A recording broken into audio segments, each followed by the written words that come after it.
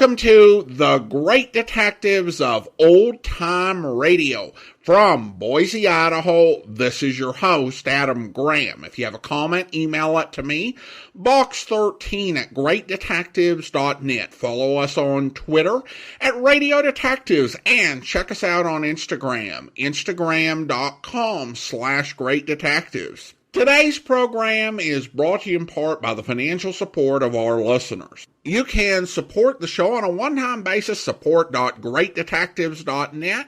You can also become one of our ongoing Patreon supporters at patreon.greatdetectives.net for as little as $2 per month.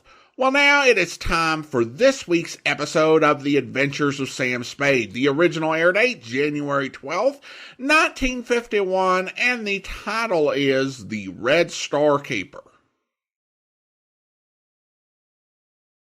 The National Broadcasting Company presents The Adventures of Sam Spade, Detective.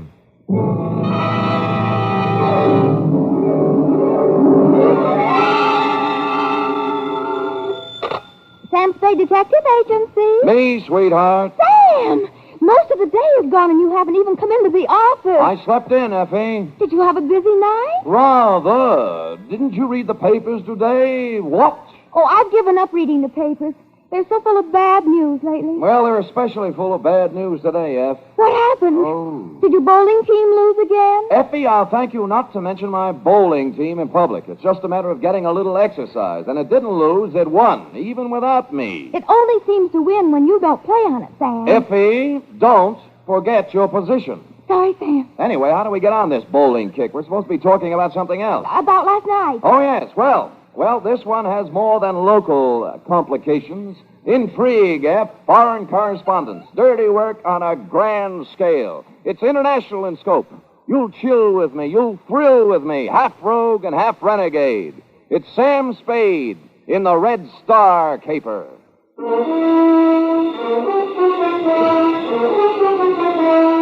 For NBC, William Spear, radio's outstanding producer-director of mystery and crime drama, brings you the greatest private detective of them all in The Adventures of Sam Spade. Effie? Yes, Sam. Yeah, I'm here. It's about time. Well, I'm here. It's about time. Effie, you sound more like a shrew every day. Thank you, Sam. I'm just being practical, you know. How can we make money if you don't show up? Well, I had to turn away 3 clients today. Well, that's life. I'm thinking of quitting private detecting anyway. You are? Really? What would you do? Well, I know a reporter's job that's open. Now, how would that sound? Scoop Spade. My beat is the universe. Oh, that sounds terrible, Sam. You'd make a silly reporter. You can't even type. Sometimes, Effie, you hit the nail right on the point, where it hurts. Now, let's get down to business. Well, I hope I didn't offend you, Sam. Well, watch us. Date January 12th, 1951. To Lieutenant I.C. Kelsey, Homicide Detail, San Francisco Police. From Samuel Spade, license number 137596. Subject, the Red Star Caper. Dear Kelsey, it had been some time since I had attended a lecture. In fact, the last one I can remember is when Margaret Sanger passed through town. But last night at 8 o'clock, I filed into the Central Municipal Auditorium along with several hundred other people, including college students, newspaper men, professors of political science, the usual curious complement, and a goodly sprinkling of snuffling indigents who welcomed any easy means of escaping the cold winds that whoop through the Mission District at this time of the year. Ladies and gentlemen, it's a pleasure to see so many politically minded faces gathered in this auditorium tonight. To let the world know that so many of us are trying to keep abreast of the fast-moving and sometimes confusing events of our troubled days serves as a graphic example to those who would try to take our liberties away from us that we are ever alert and that we will continue to defend those liberties.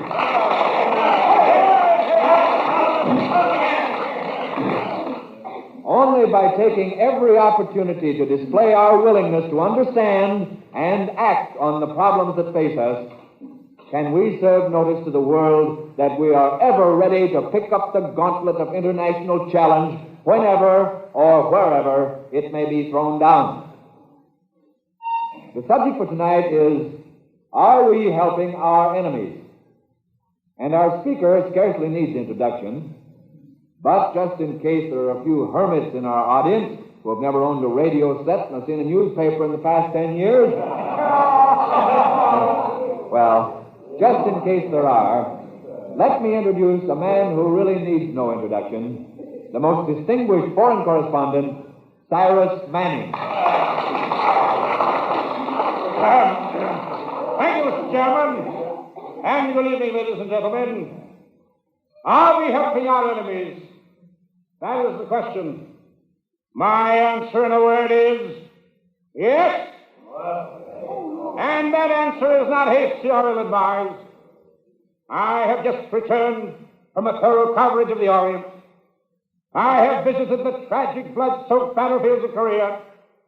I've talked with the military leaders of the armed camp of Formosa. I've trod the nervous, defenseless soil of the Philippines and Japan. And I have even made 2 secret trips, incognito, right into the bastion of the communist stronghold on the China mainland. And this is my report. This materially from this very city, shipments are being made regularly to Red China.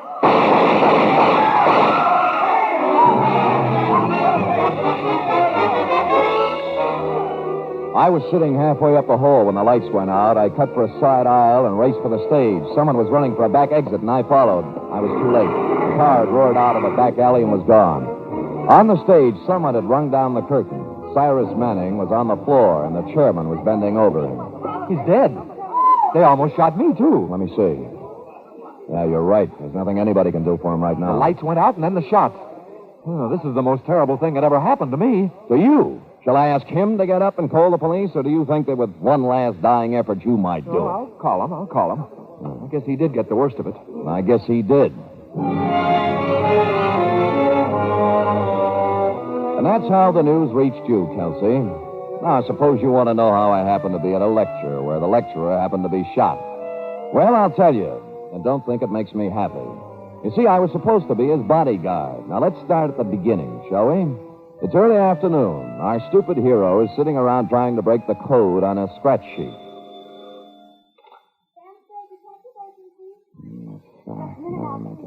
Sam, are you in? Oh, only to clients, F. Who is it? Dick Davis, foreign news editor on the Tribune. Well, he probably has me confused with Mr. X, but I'll take it. Yeah, Dick? You ever hear of Cyrus Manning, Sam? A foreign correspondent? Yeah, that's the one. He's in town. He got here yesterday. Well, what is it, a benefit? You want me to do card tricks or something? He needs a bodyguard. I don't know anybody else who would be crazy enough to take the job, so I called you. Oh, gee, thanks. Read the letters to the editor column tomorrow for my reply. I didn't know whether you'd take the job, but I sent him over to see you anyway. Who does he want to be bodyguarded against? Well, I'll let him tell you about it, Sam, but I'll give you a clue. Their home base runs west from the center of Berlin, east to slightly below the 38th parallel. Oh, those people, huh? Well, there are only 200 or 300 million of them. I shouldn't have any trouble. Then you'll take the job, Sam? Who's paying? We are, 50 a day. 60. Haven't you heard of the cost of living index? Yeah, all right, it's a deal. Good. Just one thing, Sam. If you have a good picture of yourself, taken recently, kid, we'd appreciate a copy. Why? Probable.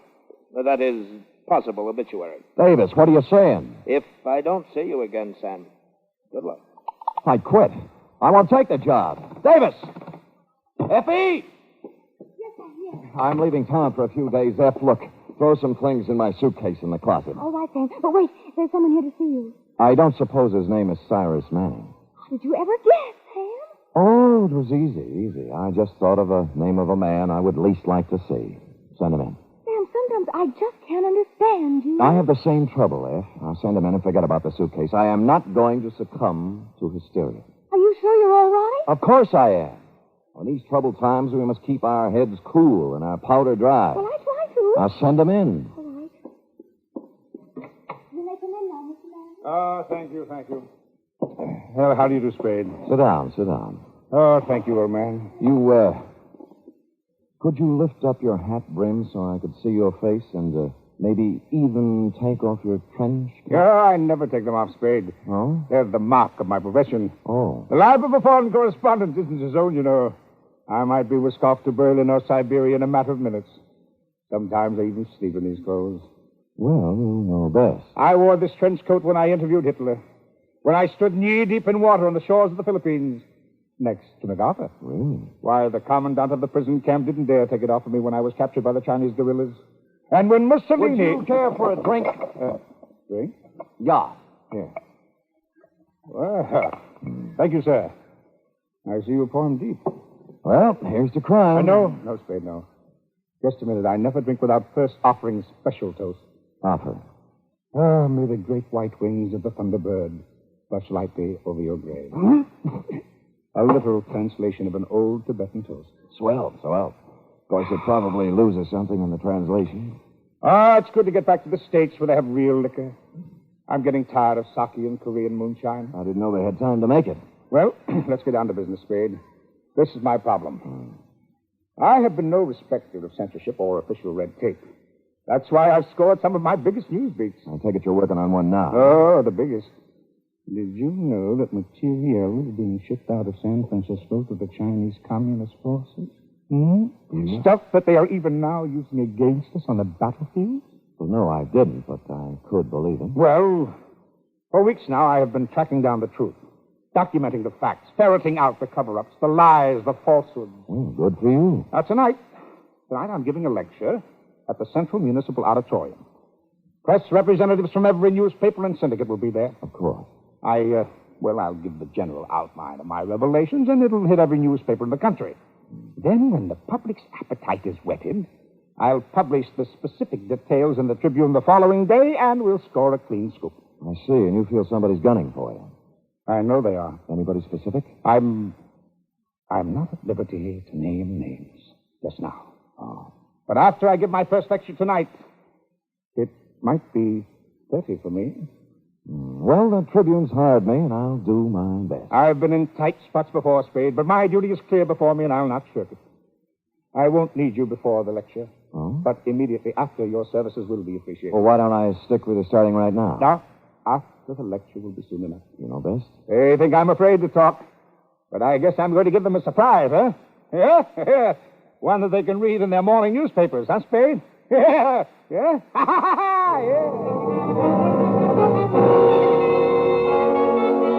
Well, he was half right, Kelsey. Might not have been a surprise, but they were able to read it in the morning papers. And at least Manning got a laugh out of it, which was more than I did. You arrived at the murder scene 3 minutes after you were called. He was shot, Sam. I would say so, Kelsey. I would say so. Well, and it's easy. We'll search everybody in the audience before we let them go. Kelsey, I was in the audience. Manning was shot from backstage, and whoever did it ran out the back door. Oh, that's right, Sam. You already told me that. That makes it a little harder. Now, look, Kelsey, the doorman is sitting right over there. See, the killer knocked him down coming into the stage. Now, why don't you question him? You're not kidding me, Sam. Kelsey, so help me, it's straight. All right, let's question him. You the doorman? Yeah. He hit me right in the jaw. Just like that. Oh, no, you lied! Kelsey, for heaven's sake, get up. Hitting a police officer. I'll have you arrested. I'm sorry, officer. I'm terribly sorry. It was an accident. I was just showing you how he hit me. Oh, all right. But when you come to the shooting part, you be careful. Well, the door opened and a big man barged through, see?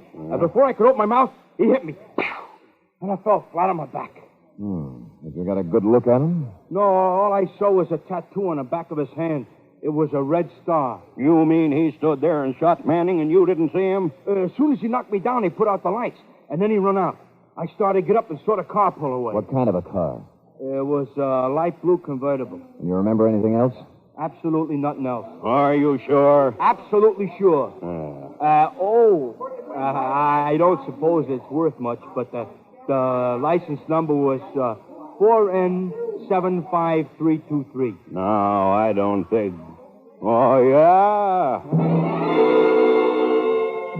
After you recovered from your apoplexy, Kelsey, and checked the license number, we were more confused than ever. Belonged to Cyrus Manning himself. While you were calling headquarters, I searched Manning, and the notes from which he was speaking were gone. I reasoned that he might have had a carbon copy or handwritten notes in his hotel room or wherever he lived. The Tribune supplied his address, the Congress on Fillmore, above Van Ness, room 612. Coming out of the elevator, I bumped into a tall, handsome brunette hurrying in. me. It was my fault. If you go to the right, I'll go to the left. All right, ready? Shift. Going down. Oh, hurry, please. She was nice, but I had other things to worry about. No one answered Manning's door when I knocked just to see what might happen, so I let myself in. Before I even had time to look for any notes, I knew it wasn't any use, because lying on the floor with his skull fractured was Dick Davis, late of the Tribune.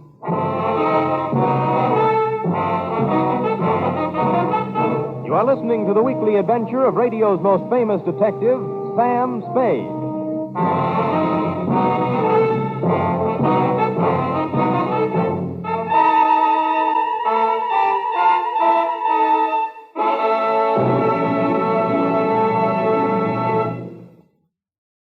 90 minutes of comedy, music, and drama, all presided over by the glamorous Tallulah Bankhead. That's The Big Show, brought to you every Sunday on NBC. This Sunday's Big Show features such bright stars as Jack Carter, Jimmy Durante, Louis Calhern, Martha Ray, and many more. Plus music by Fran Warren and Meredith Wilson's Chorus and Orchestra. It's The Big Show. And Sunday over most of these NBC stations also means a 1-hour adaptation of a famous play or story by Theater Guild on the Air. This Sunday's Theater Guild production is Trilby, starring Rex Harrison and Teresa Wright.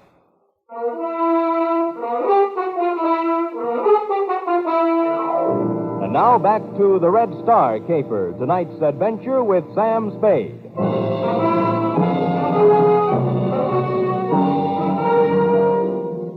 Cyrus Manning's room had been worked over thoroughly. There were no notes lying around which described the activities of anyone sending war material to the Chinese communists. The only pertinent piece of evidence was the corpse of Dick Davis. I didn't call your office right away, Kelsey, because I wanted to get out of there and begin asking some questions before the trail was cold. Strangely enough, in a man's hotel room, there were many items that belonged to a woman. Clothes, makeup, and so on. And they recalled to mind the girl I'd bumped into getting out of the elevator. And this recalled to me the elevator operator.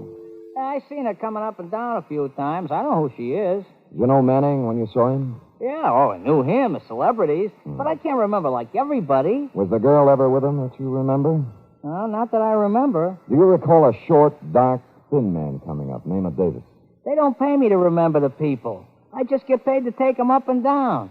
And not very much, either. Will this help you remember anything? What $10 will do for your memory.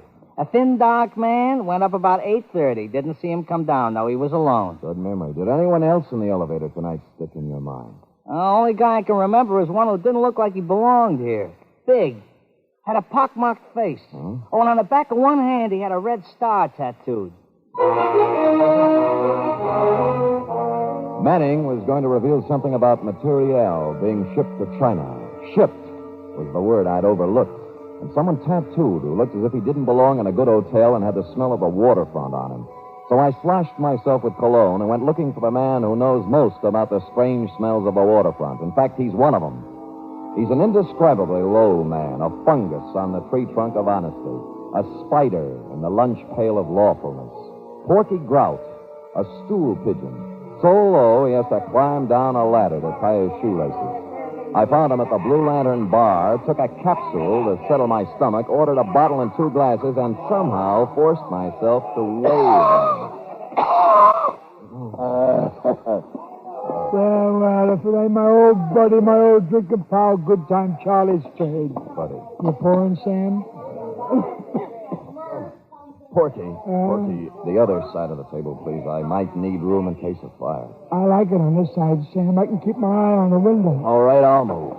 Oh, Sam, you're too far away. I can hardly see you. Talk loud. Now, look, tell me something, Porky. Do you know anybody who's shipping stuff to China from here, or someone with a red star tattooed on his hand? Honey, joke's so dry, I don't think I could squeeze a word out of it. All right, here's one. You're a prince, Sam. Please. Oh, it's still kind of dry, Sam. Okay. No, there's nobody like you, Sam. You're beautiful. Other way. Where was we? Who was I stooling on? Usually me, but if you can't think of anything else, try to remember where these drinks came from and talk accordingly. What do you want me to talk about, Sam? You better get me quick before my throat dries up now. Have you ever heard of anyone shipping war goods to China, Porky, or a man with a red star on his hand? Ask me something else, Sam. I'd rather not answer that. Let's see if this changes your ethics. Not again. Oh, you're a prince, Sam. Now, let me see. I heard about somebody shipping goods to the heathen Chinese. Yeah? But Sam, I gotta get going. Porky, Grout, come back here. I'm sorry, Sam. I just remembered I left something home on the stove. You don't have a home. I turned around to watch him scuttle out the door, and I saw for the first time what must have caused his haste. A face as evil as any I've seen these days outside of yours, Kelsey, was staring through the dirty window. The face moved for the door and entered, perched upon a big body under a sea cap. His arms were shoved into a pea jacket, and his legs hit the floor like slow jackhammers as he walked toward me. You trying to pump information out of Grout, pal? Why else would anyone in his right mind give Porky Grout 3 drinks? Or stand that close to him? Who are you? What are you trying to find out? Frankly, it's none of your business. Look, pal, I grew up on the waterfront the hard way. I've knocked guys like you all over every port in the world. Now, don't make me mad. Why don't you make it easy and tell me who you are and what you want? I never answer questions. I just do the asking. Oh? Are you going to tell me something, or am I going to beat it out of you? Well, I guess it's going to have to be the hard way. Okay, pal. But just remember this. After I get through with you, I don't want never to see you down around here again. Because you bother me.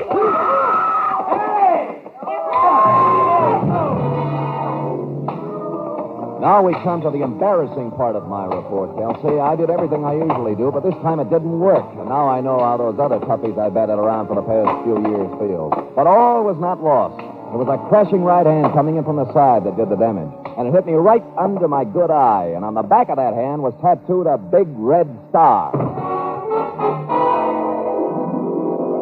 When I got up from the floor, he was gone. So was everyone else in the place but the bartender. You feel better now, mister? I told you not to have that last drink. What drink? Who was the guy who did it? Did what? Knock me down. What do you think? Oh, brother, you really got one on. I didn't see anybody knock you down. You didn't see a big red-headed guy in a pea jacket take a swing at me?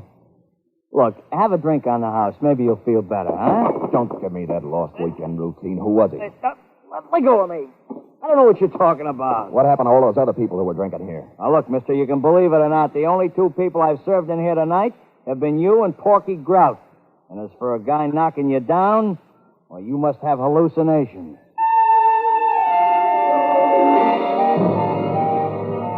Threats, money, nothing worked. And I knew nothing would either because the sign had been put on them. So before anything more serious happened, I got out of there.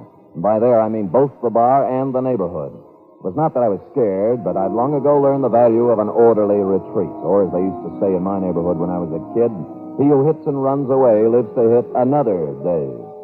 I decided to go at things from another angle, like who owned the woman's things that I saw in Cyrus Manning's room? They belong to Mr. Manning's wife. Girk, are you sure Manning had a wife?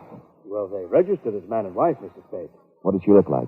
Tall, good-looking brunette. Hmm? You know, now that we're talking about her, there was something strange in their relationship. What? She never stayed here at night. She only came in the morning and left in the afternoon. Do you know her first name or anything else about her? No, Mr. Spade, not another thing. Well, it was a start, at least. She was obviously the girl I'd met on the elevator. I looked up a number of Manning's friends, but the first 3 or 4 couldn't help me. But the 5th said that Manning had married about 6 months ago, and he'd never seen the wife. Her name, as he remembered, was Fay Kearney, and her father was a ship's captain. I ran down the name Kearney over at the maritime office and discovered that he owned 3 ships, 2 of which were in port. On the first ship, the Downwind, they told me Kearney lived on the other one. It was the Western Sun at Pier 92. I went up the gangplank to the forward housing where the captain's cabin normally was located.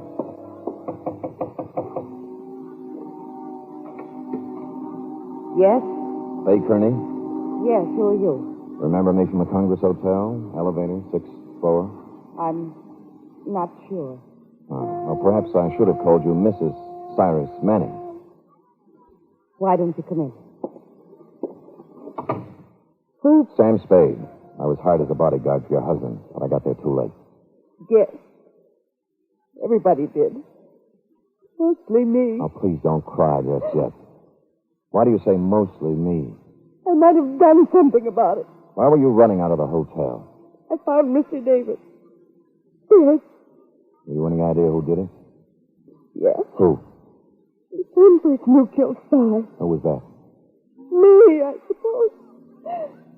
Yeah, I'm really responsible. I caused the whole thing. The whole thing.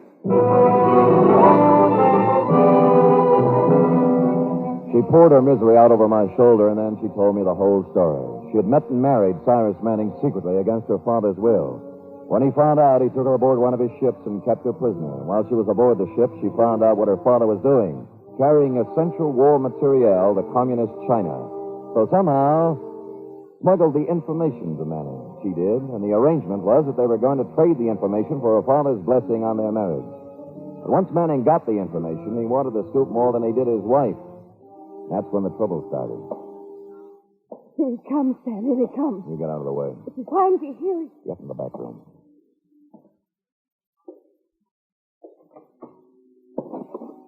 What are you doing here? Just came to pay your visit. You should have learned your lesson the first time.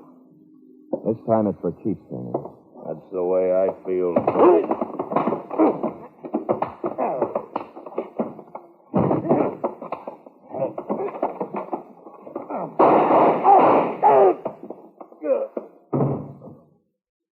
I couldn't let him kill again.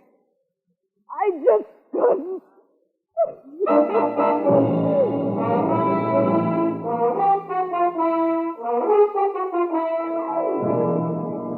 Period. End of report. Did he die, Sam? It was a matter of seconds, F. Oh, Sam. All that poor girl wanted was love. Oh. And look what happened to her. Her father. Yeah. You were the only witness, Sam. Do you think you might try to push the evidence to self-defense? I'm tempted, Effie. I'll say that much. Now, go type that up. All right, Sam. Now you.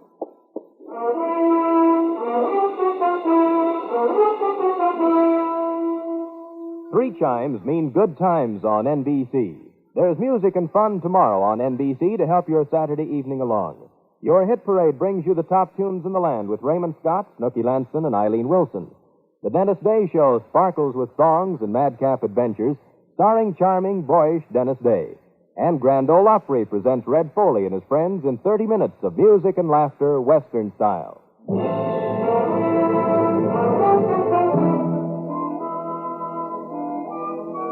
Here it is, Sam. Believe me, I didn't enjoy typing it at all. I didn't expect that you would, F. As a matter of fact, it surprised me that you enjoy any of them. Oh, I never liked the killing part, Sam. Uh-huh. But sometimes you are the funniest people for clients, and when I write down the things they say, I can't help but laugh. Well, if it makes you happy, I'll try to get more comedians for clients. In the meantime, you'll have to suffer along on whatever dregs of humanity the winds of fate blow into my office. Sam! That was absolutely poetic. The winds of fate. Oh, it's nothing. I expect to appear in the next edition of Bartlett's Familiar Quotations. Now, would you like to hear one of my longer attempts at poetic phrasing? Oh, yes, Sam. I'd love to hear it. Oh, good. This is called cigar. A cigar isn't far from a large cigarette in the raw material it employs, but the smoke is no joke, if you haven't learned yet, for it weeds out the men from the boys. Oh, Sam, that's wonderful. Yes, You ought to be able to sell that to someone. Effie, I can't even sell me. Give me another one, Sam. All right. There was a young girl with a heart as big as the wheels on a cart. At the end of the day, she always would say... Good night, Sam. No. Good night, sweetheart. Oh, Sam, you're wonderful.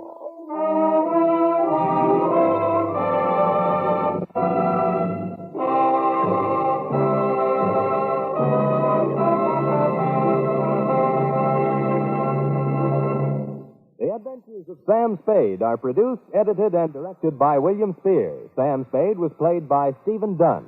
Lurene Tuttle is Effie. Script for tonight's adventure by John Michael Hayes. Musical scoring by Lud Gluskin, conducted by Robert Armbruster.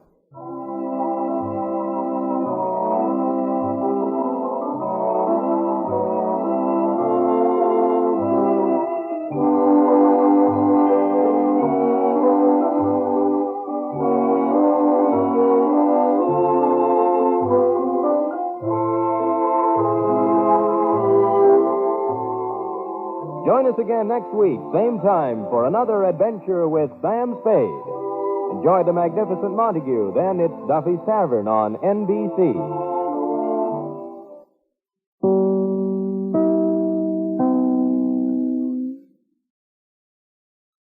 Welcome back. There were a couple of things that I had issues with on this episode. First of all, they tinkered with how Sam told the story to Effie by having it taken out of chronological order. And I will admit that there are cases where that can be a really good storytelling method. I don't think it works particularly well here because the scene where Sam is meeting with the reporter and the reporter is hiring him are a bit humorous. And I think that's kind of undermined by the fact that we just found out that the reporter gets horribly murdered. So I think it would have been more enjoyable if they just gone with standard chronology, because they didn't really add anything by doing it that way, other than they kind of undercut the humor in the hiring scene, and then they also slowed us down on getting into investigating the murder. The second thing is the villain having a red star tattoo while working as an agent of the Chinese government. I mean, that's just silly. I mean, did he get hired by the Chinese because they agreed to help him cover up his swastika tattoo from when he was working for the Germans? But to be fair, sometimes drama isn't exactly subtle during this era. I will say there were also some fun lines. I did like them getting in a Man Called X reference and some good interplay between Sam and Effie. And I actually don't have any doubt that the daughter would not be prosecuted for killing her father given the circumstances and what he was about to do. Now we turn to listener comments and feedback. And we start with Greg, who writes, regarding the Prodigal Panda Caper, great show. Sam being paid in jelly beans is a great twist. Thanks so much, Greg. And then we go over to YouTube. Richard writes, regarding the Dry Gulch Caper, thanks for the upload. Greatly enjoyed listening to it. And then we also have a comment from Coast Jack, who writes, great broadcast. It was funny and very entertaining. Also, congratulations on reaching 9,000 subscribers. And of course, that is over on YouTube. Well, thank you so much. Appreciate the comment, Jack. And I'm really hoping we can get to 10,000 subscribers over there on YouTube before the end of the year. We've had some pretty good growth over there in recent months.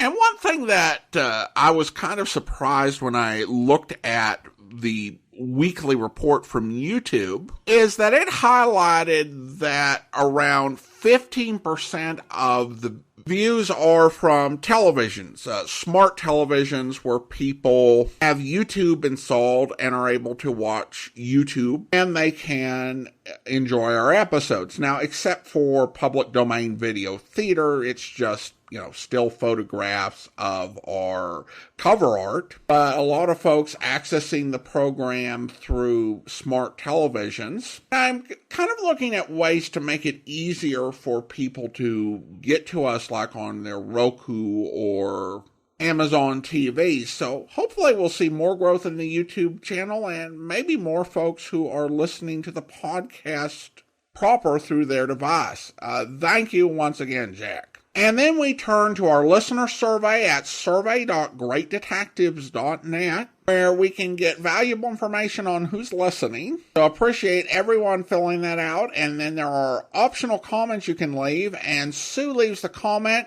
loves Sam Spade and Johnny Dollar. Well, and Sue is writing from Australia. Well, thanks so much, Sue. And now it's time to thank our Patreon supporter of the day. Thank you to Steve, Patreon supporter since June of 2015, currently supporting the program at the Shamus level of $4 or more per month. Thanks so much for your support, Steve. And that will do it for today. If you are enjoying this podcast, please follow us using your favorite podcast software. If you are enjoying this podcast on YouTube, be sure to like the video, subscribe to the channel, and mark the notification bell. We'll be back next Monday with another episode of Sam Spade. And next Saturday, join us as we will be presenting Crime Fighters. That's a week from Saturday, but join us back here tomorrow as we get underway with a new Johnny Dollar serial where...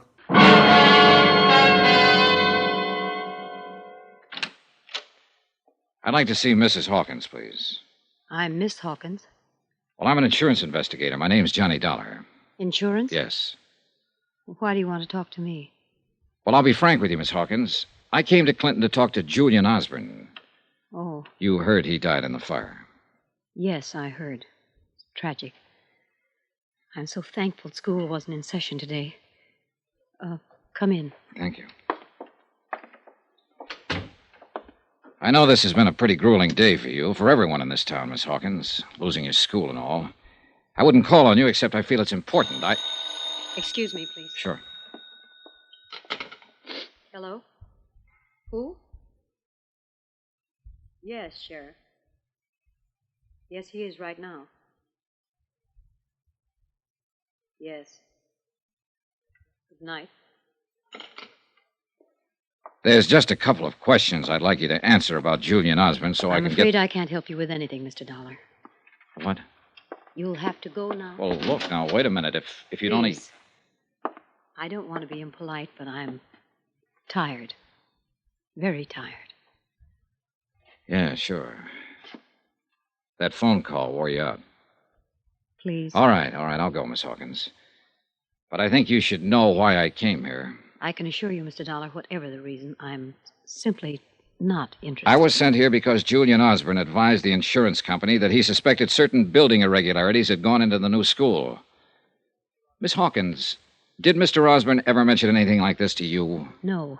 I hope you'll be with us then. In the meantime, do send your comments to box13@greatdetectives.net. Follow us on Twitter at Radio Detectives, and check us out on Instagram, instagram.com/Great Detectives. From Boise, Idaho, this is your host, Adam Graham, signing off.